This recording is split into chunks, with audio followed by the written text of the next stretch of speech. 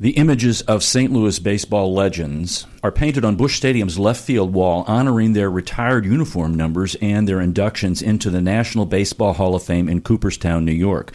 Names like Hornsby, Dean, Musial, Shandy, Gibson, and Brock. But the mural only highlights 13 of the 55 players inducted into the Hall of Fame who played for the National League's St. Louis Cardinals. Who are these other players and what are their stories? And what about the 9 men from the American League's St. Louis Browns, whose plaques also hang in Cooperstown? Who are they and what are their stories? And 5 of the 37 members of the Negro Leagues have been inducted into the Hall of Fame. They have ties to the St. Louis Giants and the St. Louis Stars. Who were they and what made each of them stand out over the thousands of African Americans playing in the league? We're going to find out more today on St. Louis in Tune.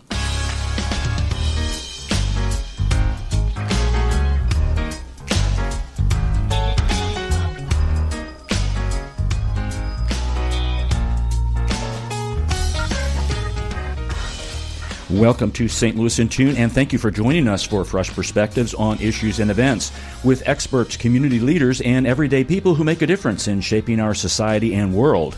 I'm Arnold Stricker, along with co-host Mark Langston, who is on assignment. And we are glad that you've joined us today. We want to thank our sponsor, Better Rate Mortgage, for their support of the show. You can listen to previous shows, by the way, at stlintune.com.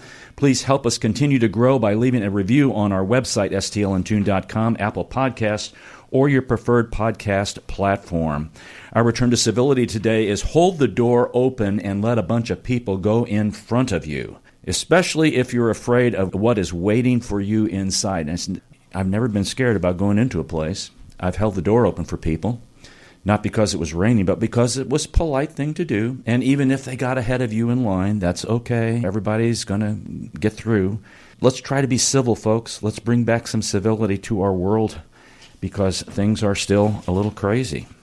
Our guest today, he's what I would call St. Louis in Tune's baseball historian, author. He's our in-house kind of guy because he's been here a lot. He is the author of a new book, From St. Louis to Cooperstown, Baseball Legends Born and Made in the Gateway City. And I want to give Ed a little introduction here because some of you may not be acquainted with him. Ed Wheatley is an award-winning and best-selling author and film producer deeply involved in St. Louis sports. He serves on multiple Sports Hall of Fame boards of directors across the St. Louis region. His many published books, matter of fact, he's the author of 6 books, I believe, have received national recognition, including Sports Digest selection as the best book published on baseball and a nomination for the Society for American Baseball Research Lawrence Ritter Award. His multiple films shown on the PBS network have all received regional Mid-America Emmy Award nominations, including a win. His films have appeared in the acclaimed National Baseball Hall of Fame's annual film festival and have provided him multiple opportunities to speak at baseball's venerable institution in Cooperstown. Ed, welcome back to St. Louis in Tune. It's great to be here today. It's always good to talk about baseball's best town in America. And the purpose of this book was, if we really are the best town in America for baseball, we need to know the baseball history. And we need to know who all these men, as you spoke about, the 55 men in the Cardinals franchise that are in the Hall of Fame, the 15 men that are in the Browns members of the Hall of Fame that played a year or two or a career here in St. Louis. And we have the Negro Leagues not to forget. And it's also one of the things that makes St. Louis such a good baseball town is our coverage, whether it's on the radio or in the newspaper. And I even get into who were those men that are in those areas of the Hall of Fame. Yeah, because looking at the book here, the book's kind of divided. The book is divided into players of the St. Louis Cardinals, players of the St. Louis Browns, players of the Negro Leagues, players from St. Louis who played elsewhere, the Ford Frick award-winning broadcasters, and the Baseball Writers Association of America and winners sports writers. Correct. And I'm really glad that you included the latter two, and I want to talk about that a little bit because most people think about it's just about the players, but as you were mentioning, radio and TV and the writers, what we read, is just as important to have the fan base go. It is. It's not only important to have the fan base going, but it's the way these men taught us the game. And we took that love of the game into our whole lives, and it has become generation and generation handed down. You think about how Harry Carey in these days when baseball wasn't on television. No. Harry came along and really told the Cardinals they had lousy announcers in a carry way. But, what he really did, and you think about this now, he said the guy sitting on his patio or on his front porch needs to see the game like he's sitting in the stands. And think about his cadence of the pitcher looks in, toes the rubber, gets the sign. Here's the windup, the stretch, the pitch. You saw that in your mind, the ball game, in those days where there was no television. And not only that, St. Louis being the farthest west, the most southern, we had this people loving us from coast to coast. St. Louis is what listened everybody to the west and south, but even back east. Bob Costas talks about going and sitting in his dad's car back east in New York listening to Cardinal games. Interesting. And so that is what really built the love of these franchises. And I can't just say the franchise because we're really speaking of three franchises in this story. And this isn't a book just for St. Louis fans. This is a book for baseball fans.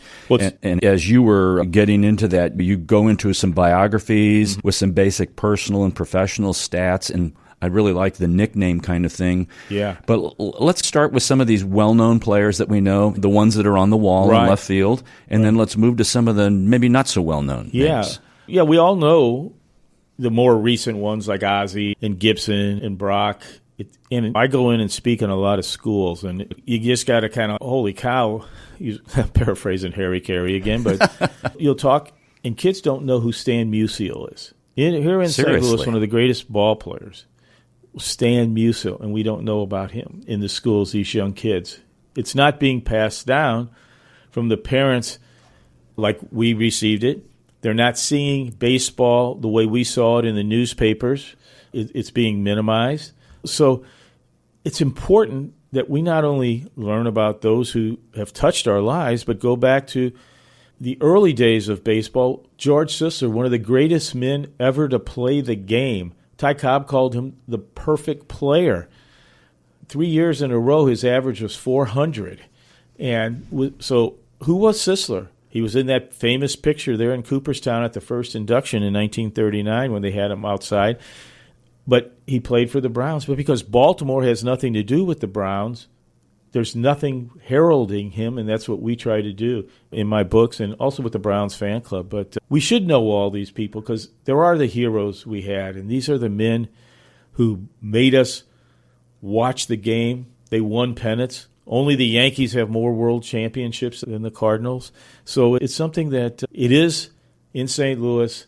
I always, when I wrote the book Baseball in St. Louis, Little Leagues to Major Leagues, all I could think about was Susan Sarandon walking to the ballpark in the opening scenes from Bull Durham movie. The church bells are ringing, and it's a Sunday. People walking to the church, and she's walking past them and said, I've tried all the religions, I truly have, but baseball meets my soul day in and day out. Baseball is the religion of St. Louis. Opening day is our national holiday. So let's keep that up. But let's remember how we got there, and it's through these men, and they played in all these franchises, but it's these men that you spoke of with those numbers. They're the heroes of St. Louis baseball. They really are. You have, I'm just going to open the book to a random page. I know Dick Allen because he was playing when I was in school. Jim Bottomley. Sonny Jim. Now, most people wouldn't know him. I've heard of him, but that's about it. He was a premier first baseman for those 20s teams and going into the 30s.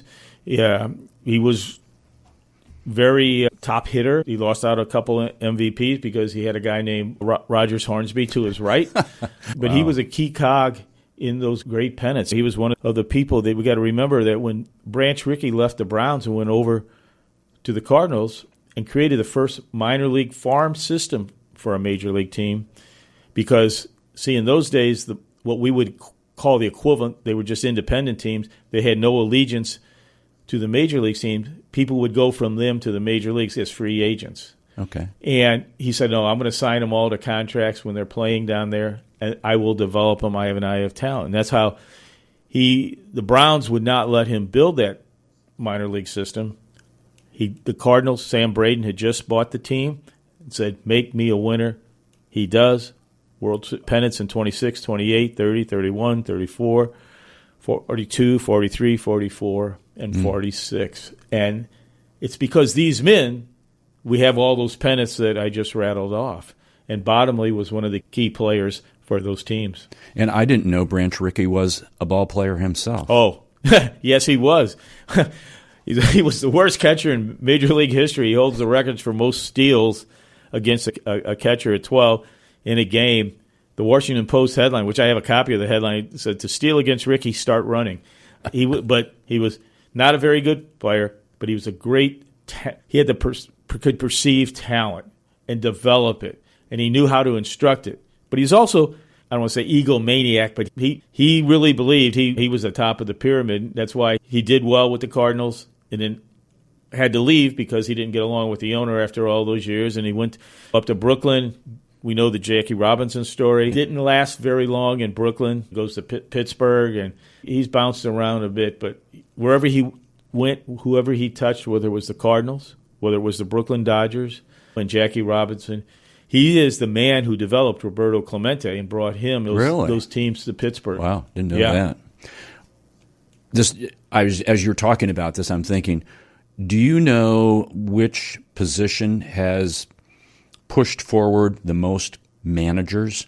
Like catchers seem to, because they're kind of like the general of the field, and they really watch the game, they understand the game. I'm not saying none of the other players do, but are catchers more prevalent in being a manager or shortstops, or does it really matter, as we've seen managers? My first answer was going to be bench jockeys.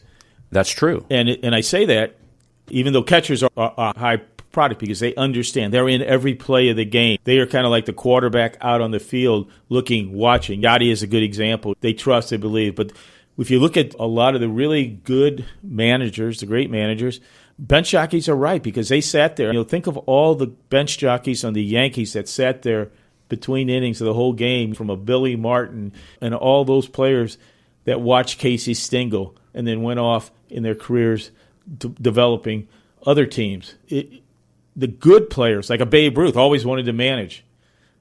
He couldn't control himself, right? Much less how's he going to control a team. Same way with Ty Cobb. So Rogers Hornsby, to me, is the poster child of a terrible manager. He was the greatest right-hand hitter ever. He onto the Cardinals, developed up through Ricky's farm system, takes the Cardinals to their first pennant in 1926, wins the World Championship by tagging out Babe Ruth, stealing second base with 2 outs in the bottom of the ninth. And he got traded immediately right after because he and the owner got into it. I remember one time Hornsby tried to kick Sam Braden, the owner, get out of my locker room. And Mr. Braden had to remind Hornsby whose team, locker room, and stadium it was. So they traded him to the Giants for Frankie Frisch. Frisch comes and would become a World Series winning manager with the Cardinals. But the Giants get rid of him after a year. He goes to the Boston Braves. They get rid of him after a year. He goes to the Chicago Cubs. And after a year and a half, they get rid of him. They go to the World Series, but the players refuse to give him a share of the winnings because Hornsby could not equate with players. The good players have tough times because he doesn't understand why they can't all hit 400. He can't understand why they can't hit or execute this. So that is going to be something that's going to be interesting to see how men like Pujols and Molina, when they come in to manage, which is their aspirations. Right. Now, they have proven down in the Caribbean leagues that they can lead. And I think there is a little bit of difference in the player today than there was in those days. Like a Casey Stengel, he was a great manager, but he was not a very good player. It's kind of like Tony La Russa. La Russa, and Whitey Herzog. Whitey Herzog, they were all bench jockeys. Right. In the book, we talk about Earl Weaver and all the pennants he won in Baltimore. But Earl Weaver never made it to the major leagues. And even Dick Williams, who won multiple World Series titles and pennants, he was a marginal player, probably very good. But you look at Yogi Berra, he had difficulty managing the Yankees. These were all the guys he played with and all that. In '64, when the Yankees came and played the Cardinals in the World Series, there was no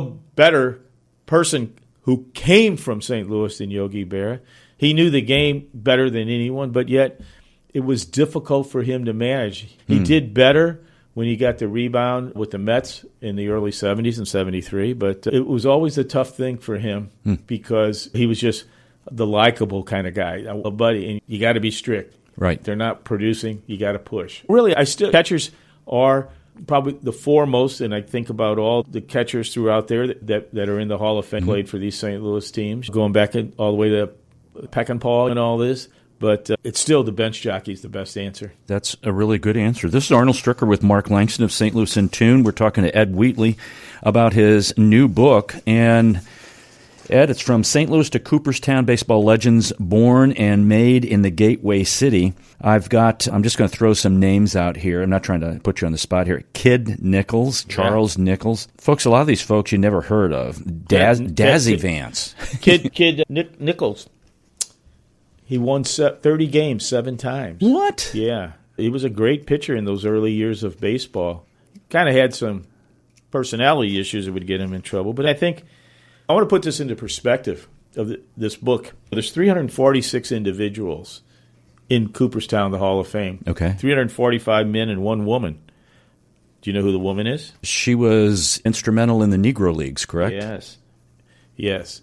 I don't remember her name. She owned the part owner of the Newark Eagles. Okay. Effa Manning. Okay. Manning, and so they put her in, and there's 245 men from the major leagues who played.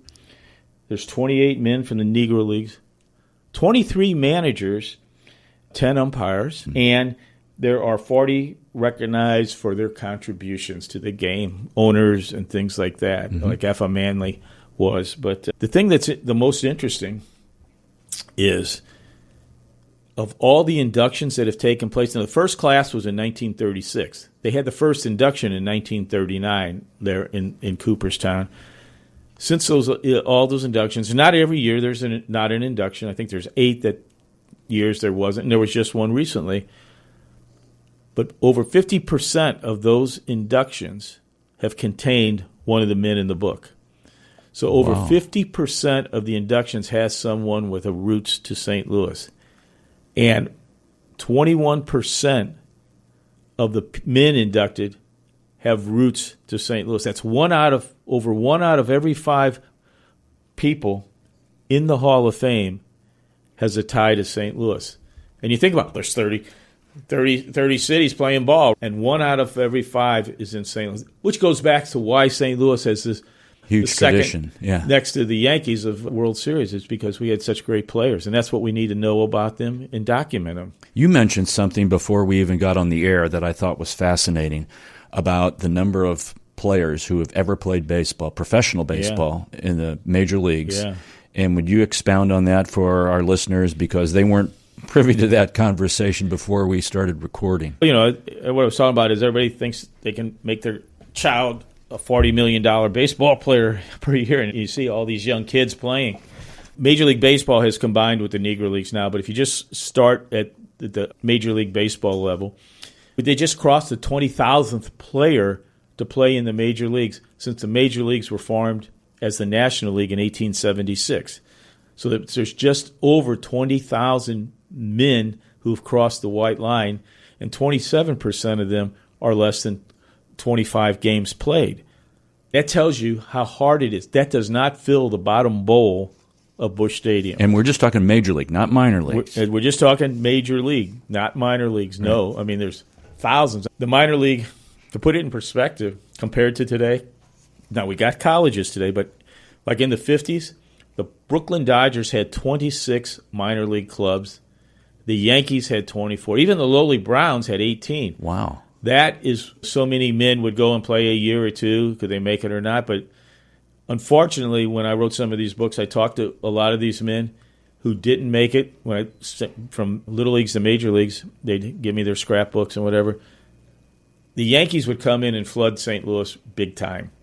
And they would all sign with the Yankees. How many years? 5? How many times had they won 5 years in a row over a 25-year period? You're going to go beat out Mickey Mantle and Phil Rizzuto and Whitey Ford. So it was really hard. They always regret they should have signed with a different team because they might have had a better chance. It is, in perspective, the chances of making 6 million kids a year play baseball.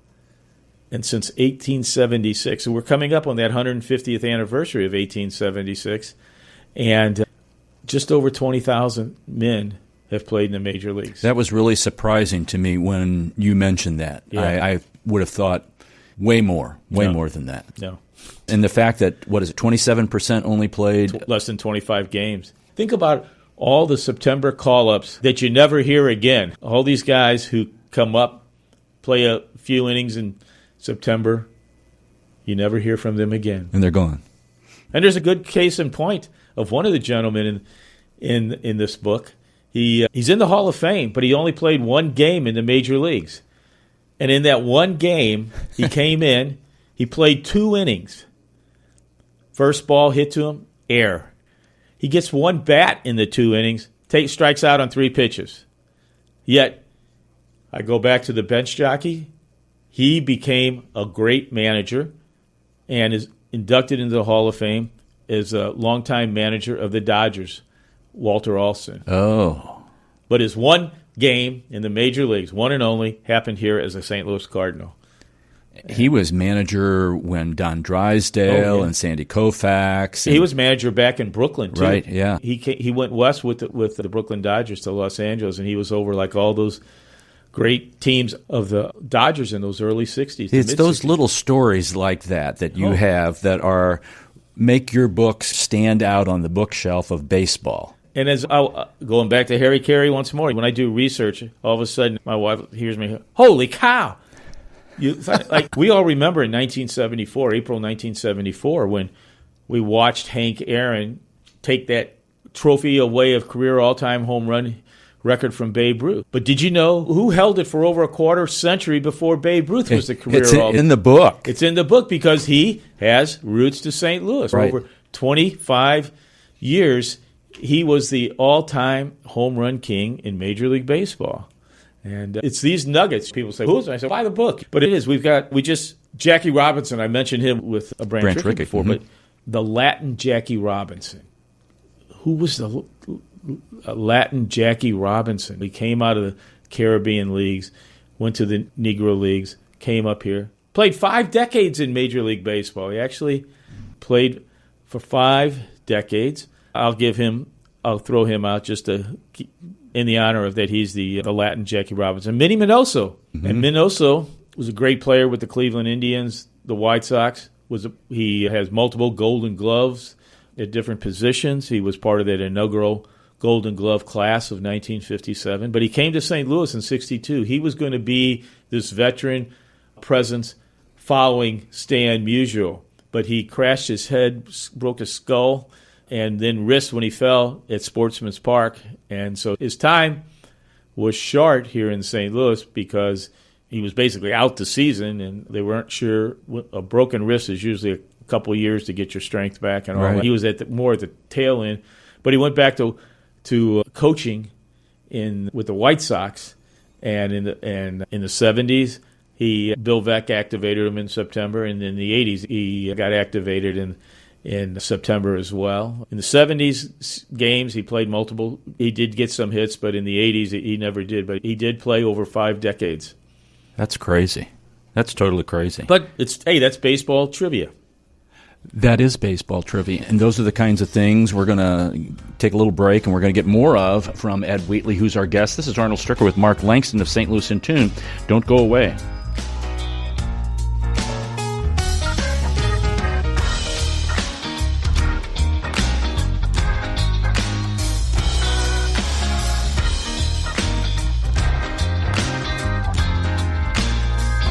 As strange as it may sound, at Better Rate Mortgage, we love talking to people about mortgages. Everyone in St. Louis promises a better mortgage rate, but what you really need to turn that perfect house into your dream home is a better mortgage. At Better Rate Mortgage, we open the door to so much more.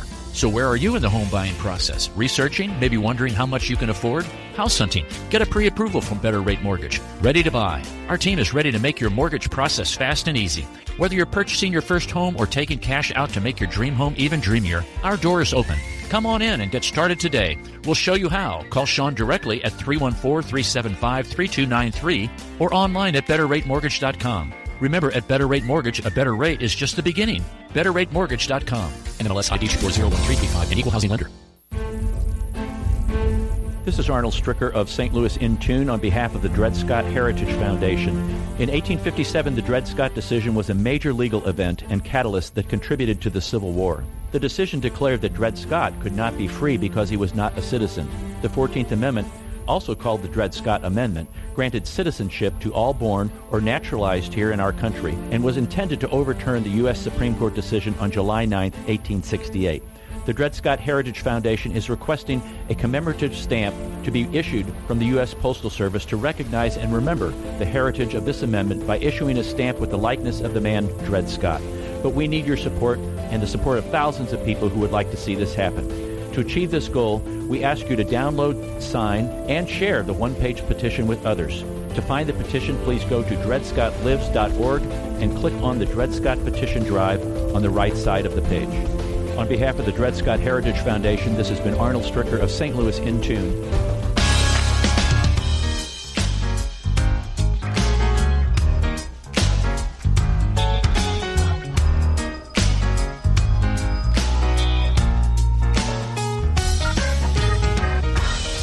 Welcome back to St. Louis in Tune. This is Arnold Stricker with Mark Langston. Mark is on assignment. We are talking to Ed Wheatley about his new book, From St. Louis to Cooperstown, Baseball Legends Born and Made in the Gateway City. Ed's other books I wanted to mention, Baseball in St. Louis, From Little Leagues to Major Leagues, St. Louis Browns, The Story of a Beloved Team, Incredible Cardinals, St. Louis Cardinals, Everything You Need to Know, St. Louis Sports Memories, Forgotten Teams, and Moments from America's Best Sports Town. Ed, how long did it take you to put all the research together for this? Because I can imagine getting the basic stat stuff that's available, the little anecdotes, that you go, the little stories that you have here, which to me really makes this come alive. Yeah, it's interesting that you do say that. When the stats are easy and they're there, you got to do a lot of validating, triangulation to validate what is the right stat, whether Baseball Reference or the Hall of Fame, because there are instances where you think you have it right. Heck, Jesse Burkett is a good example. Who's Jesse Burkett? Well, he played for the Cardinals and the Browns at the turn of the century in 1905, won a couple batting titles, moved over as a free agent right after the American Leagues was created in 1901 and joined the Browns because he could get more money. But Jesse Burkett, his plaque says he hit 400 3 times, his Hall of Fame plaque when he was inducted. I think it was in 1946. But it got later, baseball, they're always updating things.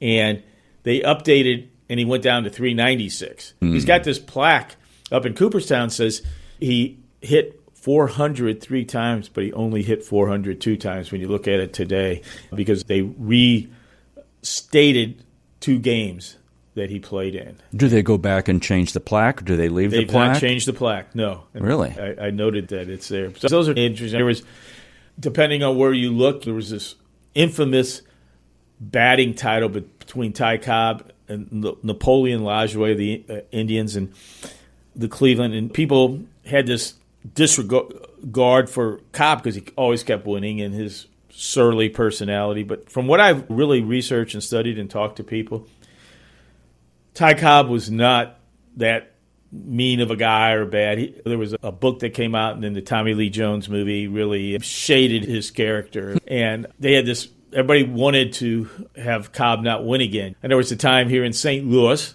playing the Browns, they put the infield on the grass, and Lajoie bunted a bunch of times, and they were saying he beat Cobb, and then they restated some games, and it changed. So it's always happening. That somehow they find something and they change it. You would think in a society and a world we live on, it would be fact. Now, in the Negro Leagues, it's a lot harder because the records weren't as exact or even sometimes didn't even exist. It's hard, but it does. But it takes you a year and a half, 2 years to really get it and get it like you want it.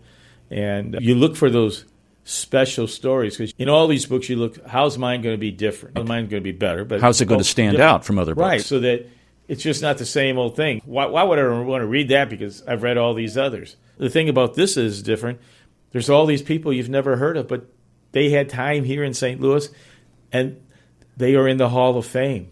They helped make St. Louis baseball great. And Kid Nichols, somebody, you rate his name, and they say, was that a Western cowboy show or something? And these names, we had Dizzy and Dazzy. We had the Dazzy Vance. We had the Rabbit. Who was the Rabbit? Yeah. There's these little stories. And you think about names of baseball, two prominent names for people of most generations. If you said Charles Comiskey, what's the first thing you think of?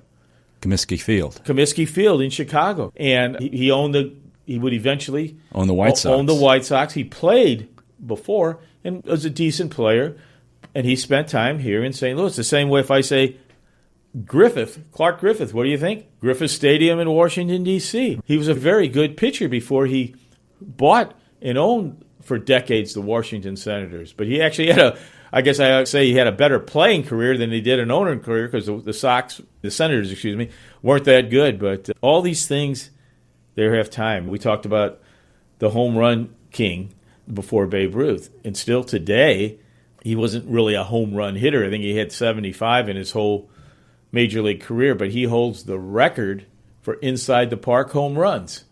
Wow. And it was Jesse Burkett, who I spoke of a minute ago. He had 55. That's a record for inside the park home runs over a career. That's crazy. Did you go to Cooperstown and Kansas City to those I go to them a lot. respective Hall of Fames to get stories and get information? Stories and like I said, I've had the luxury of speaking multiple times in Cooperstown. You talk about humbling. Oh, my God, why am I there? How can this be? But, you get into their archives and look, and down at Cardinals Hall of Fame, Amy Barrett and them are just great. And it's people willing to work with you. I call and living players and talk to them and get their memories, and that's just in itself an honor. Yeah, that was my next question. I know you've rubbed shoulders with a lot of current players and past players. Yeah. How about family members, maybe children, grandchildren who have those stories? You were able to connect with them? Yes, I go because I want to make sure the slant's right, and I want to say it right. He's not tied to the book as being one of the St. Louis personalities in there, but I've been spending a lot of time with Babe Ruth's grandson,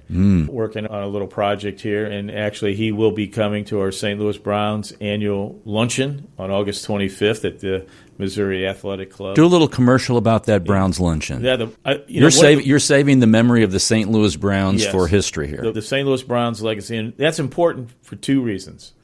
One, the Baltimore Orioles have nothing to do with it. You can't find the 1944 pennant up there in Camden Yards flying. George Sisler and the 15 men in the Hall of Fame that played for the Browns aren't honored. They're recognized. In 1954, when they started up there in Baltimore, they said the Browns, they died. They were buried in St. Louis. Their legacy did not come east. They chose not to have that legacy be a part of their franchise.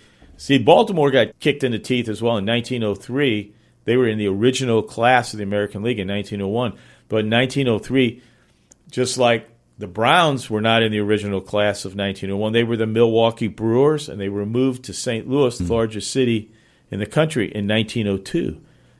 In 1903, Ban Johnson, the president of the American League, moved the Baltimore Orioles to New York, the largest city in America. They became the Highlanders that season, and then they changed their name to the Yankees a few years later. But they had a great minor leagues. They were like the Yankees of the minor leagues, and that's the tradition they choose. But what's so good about we still have over 700 people actively participating in our Browns fan club every year. We have this annual luncheon. We go over to the Grizzlies and have Browns night at the Grizzlies. Had a bobblehead? And a bobblehead. And this year we're doing Pete Gray. This is the 80th anniversary of Pete Gray playing in 1945. For those viewers or listeners, that don't recall Pete Gray, he was the one-armed left fielder. He deserved a shot because he had been the MVP in the Southern Atlantic League, the Sally League, the year before. But the difference between minor league baseball, especially wartime minor league baseball and major leagues, is different. That's why we have tens of thousands of people every year playing minor league baseball that we'll never hear about in the majors. It's that hard. But Pete Gray did get a shot. But the thing that's so important, and this kind of comes back to this book, here we are in St. Louis. Costas calls it the best baseball town in America, and I'm here to sell it as such. Yeah. You go to Atlanta, and the Braves honor the Braves in Boston and Milwaukee, their legacy. You go to Oakland, and I guess now Sacramento. I haven't been to that stadium yet. In Oakland, they flew the pennants of Connie Mack's athletics in Philadelphia. The Dodgers honor the Brooklyn years in the Brooklyn 55 World Series. And the Giants, the same way, they're New York heritage. You go to Minnesota, and people forget the Minnesota Twins were the Washington Senators, and right. they moved to Minnesota in the Major League backfilled a different team. And they honor their years, Walter Johnson and all their pennants there in Washington. But there's nothing about Baltimore. There is no support. So to keep this legacy going is what we are all about. And the thing that is so interesting, there is nothing like our club, participatory. We get over 300 people to our luncheons every year. We get thousands over at the Browns night at the Grizzlies. There is no participatory action of a club or anything for the New York Giants, Brooklyn Dodgers, Boston Braves, or who was the other one? The Senators. The Senators, yeah. We are there. We're special. And it's because St. Louis is such a great baseball town. Is the Baltimore management ownership the same as it was? Has that passed down to in a family, or is that just a different ownership? Like new ownership say, hey, yeah, the Browns. We've actually made several trips up to Baltimore for events and things, and they just said, it's yours. Now, they did. The Baltimore was sold last year, but the new one we've reached out is not interested. There's even talk of him selling it again a year later. But no, Baltimore, we've made inroads. In a way, I'm fine with it. We've got it. We're doing pretty doggone good. It's led to people know us across the country from the Emmy-winning Browns films we've had out on PBS, and our Browns book was picked as the best book published in baseball in 2017. It's great to see at Cardinal games or just walking through some stores in St. Louis, people wearing a Browns hat or a Browns T-shirt, or you go over to the Gateway Grizzlies game, which is August 14th, and you will see thousands of people all dressed in Browns attire. And it's just not St. Louis people. There's people from all over the country that come. Oh, we get people from all over the country to come. We've had people who regularly come from up in New York to our luncheons, from Seattle, Washington, California. So we try to coordinate so that there's a Cardinal game in that same period that we're having the luncheon, so people come for vacation time. And it's just so special that we can keep this legacy alive. That is special. You're going to be doing the book launch. Yes. You got some events and appearances. I want to read these. Friday, May 2nd at Clark Family Library on South Lindbergh. Then you've got May 3rd at Main Street Books in St. Charles. Tuesday, May 13th at the Missouri History Museum. And Sunday, May 18th at the Carondelet Historical Society. Yeah. I know there's going to be many more. And there's dozens after that. But and I think we always kick off my books usually at the St. Louis County Library, which is the number one author speaking series in the country. Really? Yes. And they've got that brand new building there at Lindbergh and Highway 40, great auditorium. So invite everybody to come out and listen to a lot deeper discussion on St. Louis baseball greatness. And the book is really hot off the press, folks, like last Friday from Reedy Press. So you can get this at Reedy Press. Go to reedypress.com. It's available there. Main last question I've got for you, Ed, is, and I always ask this question, and some people may say, why do you ask that question all the time? But to me, I'm always inquisitive because I want to know what you have discovered that has been like, man, I didn't know that about this player, or I didn't know this about baseball or this city or this stadium. In this book, the biggest surprise that as you were doing your research and you said, holy cow, and your wife was like, what'd you find now, Ed? What was that big surprise for you, that big wow? I think the biggest holy cow, and there's a lot in there, was really Roger Connor, a player I really never heard about, and he was the man who for over 25 years, I think it was 28, held the career home run record that Babe Ruth finally adopted. And he was so big and tall, he became the image that eventually led to the New York Giants being called the Giants.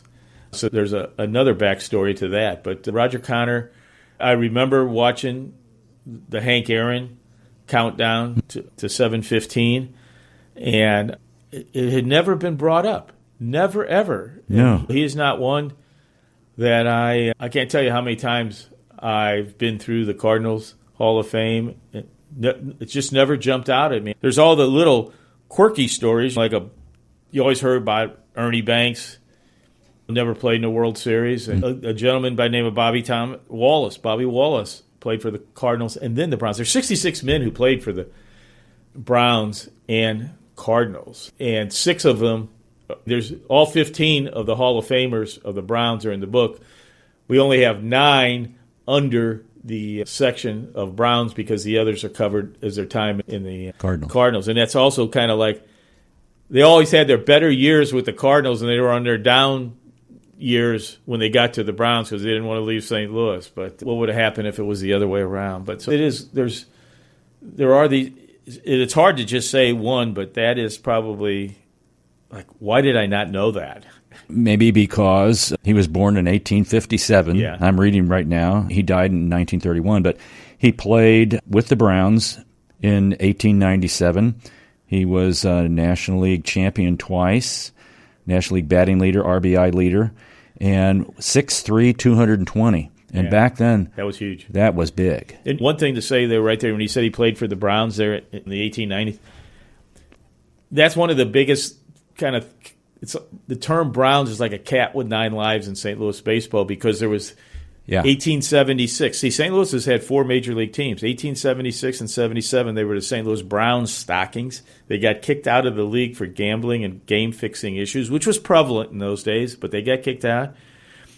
The American Association was created by a gentleman, Chris von der Eye. Many of your readers will remember that. He was a big beer baron of those days, and he was an immigrant from Germany, heard about baseball. It's good, so I can sell a lot of beer. And his tavern was just up the street from Sportsman's Park. Would go to the ball game. And then the American Association was very popular because they served beer and played on Sundays where the National League was puritanical. And they played as the Brown Stockings, taking homage to the name of that other team from several years earlier. And then they were so good, they won multiple championships of the American Association, and actually are the only American Association team to beat a National League team because they had a tournament of champions prior to the World Series. And this St. Louis team beat a team from Chicago that had won, which will be the Cubs, and establishes that rivalry between the Cardinals and St. Louis. And then when his Brown Stockings actually moved into the National League, because if you couldn't beat them, you might as well let them join. In 1892, they came in as the Browns. So he actually played on a team called the Browns, but in 1898, they changed their name to the Perfectos. And then they would don the lovely shade of cardinal red and there ever be the Cardinals. You got to be very careful when you throw out which franchise you're talking about, because then in 1901, the Milwaukee Brewers, as we said a moment ago, moved it to St. Louis and took the term Brown in homage of all those others. We know that people think Cy Young came here. He came here and he played in 1898 and 99.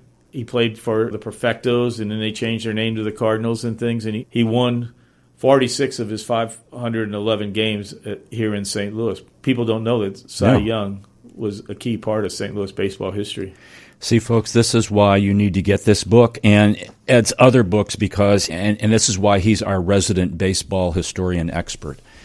He's got a wealth of knowledge. This book's a great book. It's called From St. Louis to Cooperstown, Baseball Legends Born and Made in the Gateway City. It's available from Reedy Press, reedypress.com. Ed, it's great to see you again. Thanks for coming in. It's always good to be here because you get me going, man, and there's nothing better than talking baseball. That's right, and you know it. It's great talking to Ed Wheatley. We enjoy having him in the studio each and every time.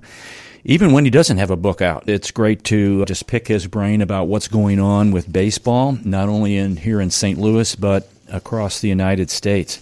Our word for the day is liaison. It refers to a person who helps organizations or groups work together and provide information to each other, or to a relationship that allows such interactions. I would say that Ed Wheatley is a liaison to baseball and the public because he informs us about what's happening, about players, about the development of players, and about the history of baseball.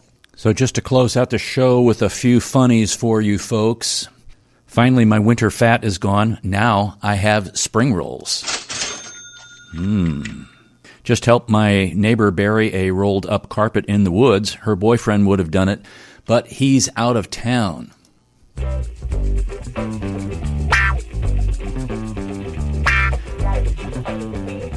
So a man loses 3 fingers in a work accident, and at the hospital he asks the doctor, "Will I be able to drive with this hand?" The doctor replies, "Maybe, but I wouldn't count on it." And finally, the main function of the little toe on your foot is to make sure that all the furniture in the house is in place.